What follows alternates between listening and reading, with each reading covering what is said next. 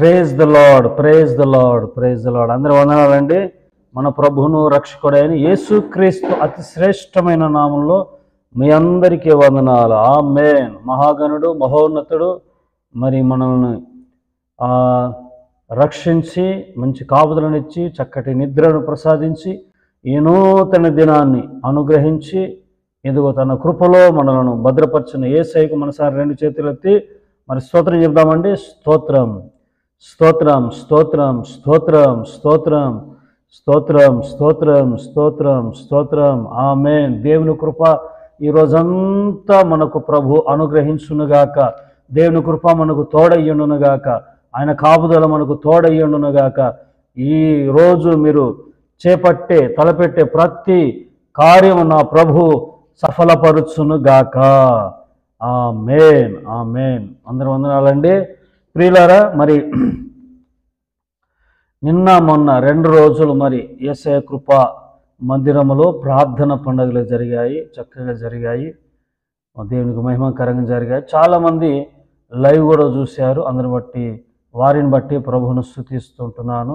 దేవునికి మహిమ కలుగునుగాక.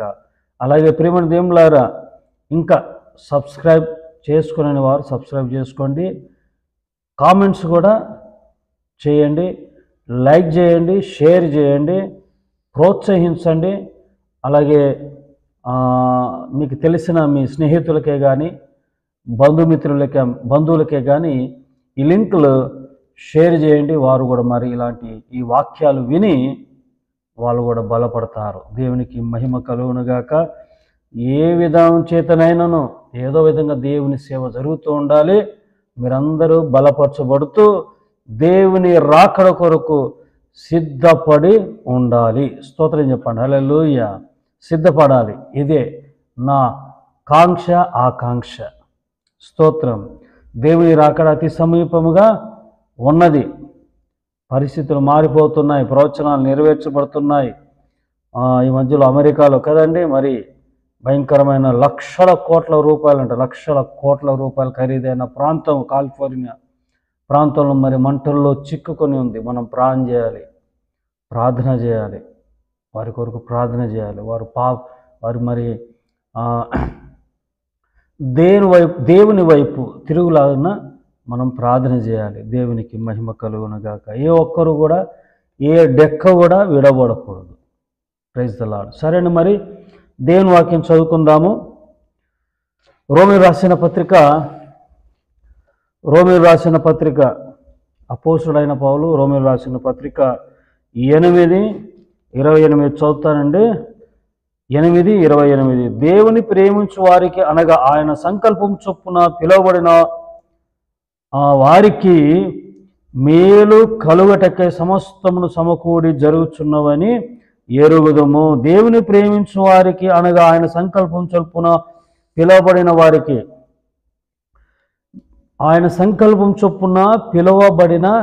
వారికి, దేవుణ్ణి ప్రేమించు వారికి అని కామ ఉంది అక్కడ.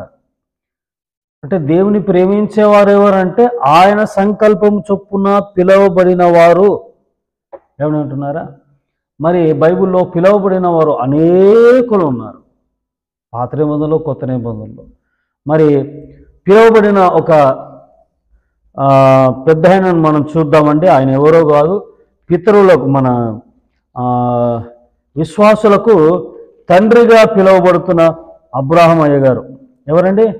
అబ్రహాము అయ్య గారు. చూడండి, ఆదికాండం 20వ అధ్యాయము నేను చదువుతాను. అక్కడి నుండి అబ్రహాము దక్షిణ దేశమునకు, వింటున్నారా?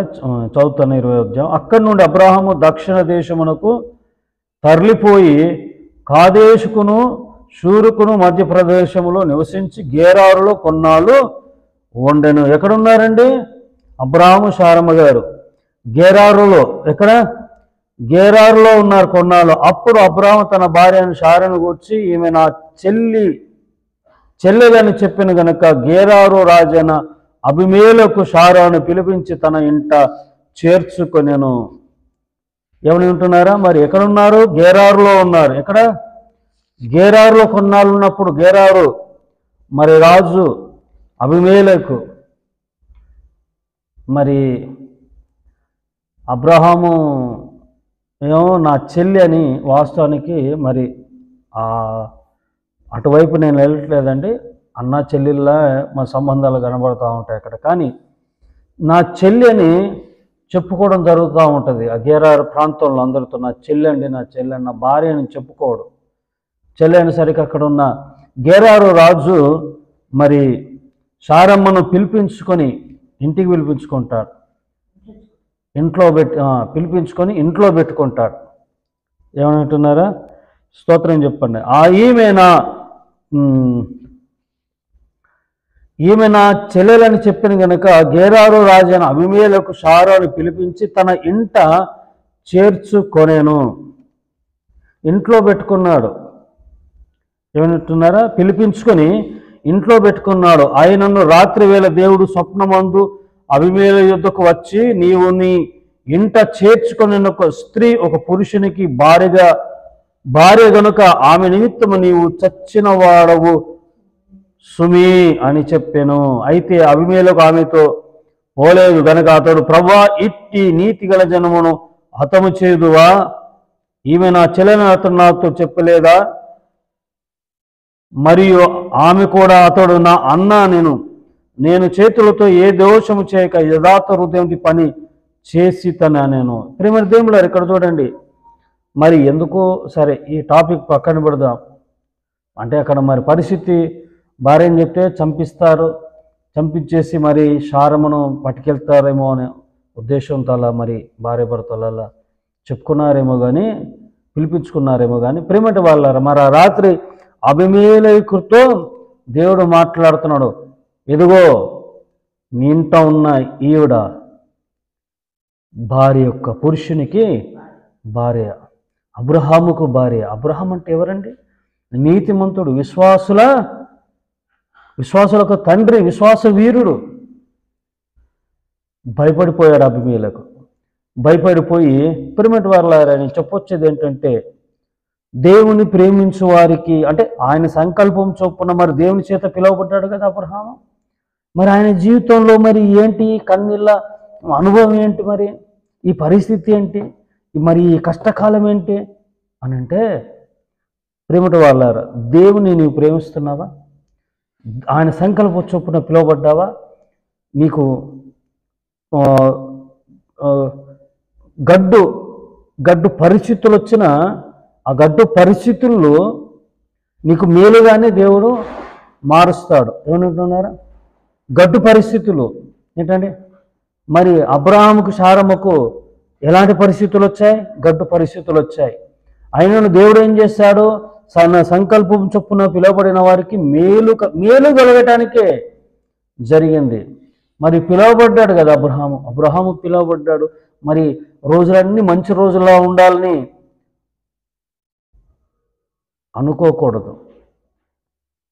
నీతిమంతులు కూడా ఏమండి, కొన్ని రోజులు బ్యాడ్ డేస్ కూడా వస్తాయి, బ్యాడ్ డేస్ కూడా ఉంటాయి, కానీ నష్టం కలగదు. ఆ bad days also God makes as blessings. స్తోత్రం చెప్పండి, హల్లెలూయా. అలాంటివి కూడా మేలు కొరకే జరుగుతాయంట. వచ్చేబడినా కూడా అలాంటి చెడు పరిస్థితులు, చెడ్డ రోజులు వచ్చేబడినా కూడా మరి దేవుడు వాటిని మేలుగా మారుస్తాడంట. ఎట్టండి? నీ మేలు కొరకే మారుస్తాడంట. వింటున్నారండి? దేవునికి స్తోత్రం కలుగునుగాక, హల్లెలూయా. అందుకే ఏం చేశాడంటే, పిలిపించి మరలా అక్కడ భయపడిపోయాడు అనమాట. అబీమెలెకు భయపడిపోయాడు. కాబట్టి ఆ మనుషుని ఏడవచ్చు. కాబట్టి ఆ మనుషుని భార్యను తిరిగి అతనికి అప్పగించుము, అతడు ప్రవక్త, అతడు నీ కొరకు ప్రార్థన చేయును, నీవు బ్రతుకుదువు. స్తోత్రం చెప్పండి, హల్లెలూయా. చెప్పండి, హల్లెలూయా. ఎవరంటే అబ్రహాము ప్రవక్త, నీ కొరకు ప్రార్థన చేస్తాడు. ప్రార్థన చేసే వ్యక్తి, ఆయన ప్రార్థన చేస్తే నువ్వు బ్రతుకుతావు అని అంటే, నిజంగా తెల్లవారినప్పుడు అబీమెలెకు లేచి తన సేవకులను పిలిపించి ఈ సంగతులను వారికి వినిపించినప్పుడు ఆ మనుష్యులు మిగులు భయపడేరి. అబీమెలెకు అబ్రహాముని పిలిచి, నీవు కదండి ఇక్కడ అబ్రహాంతో అబీమెలెకు మాట్లాడుతూ 14-15 వచనంలో చూస్తే, అయ్యా అబ్రహాము, ఇదిగో నా దేశం, ఇదిగో నీ కళ్ళెదుట నా దేశం ఉంది, నువ్వు ఎక్కడ ఉండాలనుకుంటున్నావో అక్కడ ఉండిపో కదండి. నేను చదువుతాను 14వ వచనంలో 14-15 నాకు చేసిన ఉపకారం ఏదని చెప్పాను. క్షమించు 14-15 అబీమెలెకు గొర్రెలను గొడ్లను దాసదాసులను జనులను రప్పించి జనులను రప్పించి అబ్రాముకి ఇచ్చి అతని భార్య అయిన షారాను అతనికి తిరిగి అప్పగించాను. అప్పుడు అబీమెలెకు ఇదిగో నా దేశం ఎదుటనున్నది, నీకిష్టమైన స్థలమును కాపురం ఉండుమనెను. స్తోత్రం చెప్పండి. హల్లెలూయా. నీకు నచ్చిన చోట ఉండిపో, ఎక్కడ ఉండాలనుకుంటున్నావో అక్కడ ఉండిపో. ఏమిచ్చారండి అబీమెలెకు? దాసదాసులను ఇచ్చాడు కదండి. దాసదాసి పశువులను ఇచ్చేసాడు స్వాస్థ్యముగా. అంటే మేలుకే జరిగింది కదా. మేలుకే దేవుణ్ణి ప్రేమించి దేవుని చేత ఆయన సంకల్పం చొప్పున పిలువబడే వారికి మనకు మాత్రం ఒక పీడకల్లా ఉంటుంది. కానీ దేవుడు మాత్రము, దేవుని ప్రేమిస్తున్నాం కదా, దేవుడు మాత్రము ఆ పీడకలని, అంటే ఆ భయానకరమైన రోజులని, పరిస్థితులను నీ మేలు కొరకే, సమస్తం ఏ జరిగినా అవన్నీ నీ మేలు కొరకే జరిపిస్తాడు. ఒక వాక్యాన్ని చూపించి ముగిస్తానండి.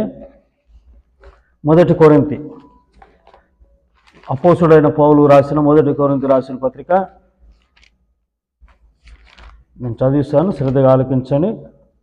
2వ అధ్యాయము 9లో ఉంటాయి. ఇందును గూర్చి దేవుడు తను ప్రేమించు వారికి, శ్రద్ధగా ఆలకించండి, ఇందును గూర్చి దేవుడు తను ప్రేమించు వారి కొరకు ఏవి సిద్ధపరచునో అవి కంటికి కనబడలేదు, చెవికి వినబడలేదు, మనుష్య హృదయమునకు గోచరము కాలేదు. దేవుడు ఎవరినైతే ప్రేమిస్తున్నాడో, ఏంటంటే ఎవరైతే దేవుని ప్రేమిస్తారో వారికి అందరికీ మంచే జరుగుద్ది.